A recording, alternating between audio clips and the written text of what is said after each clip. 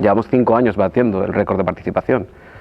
Cogimos el festival con 300 cortometrajes inscritos. Año tras año han ido llegando más, pero este año ha sido brutal, o sea, ha sido brutal. Y además este año hemos tenido el hándicap de que al celebrarse antes el festival, se celebra en mayo, no en julio, teníamos ese hándicap de tener menos tiempo para que las bases estuvieran abiertas, es decir, normalmente eran 3 meses, los teníamos desde febrero hasta marzo, y luego pues estaba mayo y tal, y el festival era en julio.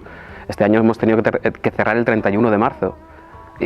Si hubiéramos seguido un mes más, yo creo que hubiéramos llegado a 1000 cortometrajes, ¿no? Es una muestra de que el Festival de Cine de San Joan está entre los grandes, es decir, que está, y que todos los distribuidores, productores y autores conocen al Festival de San Juan. Es decir, cuando ellos hacen el cortometraje, ellos tienen su listado de festivales y lo enviamos aquí, aquí, aquí y aquí. Y ahora, pues, en ese listado está San Joan, y a partir de ahora lo va a estar mucho más.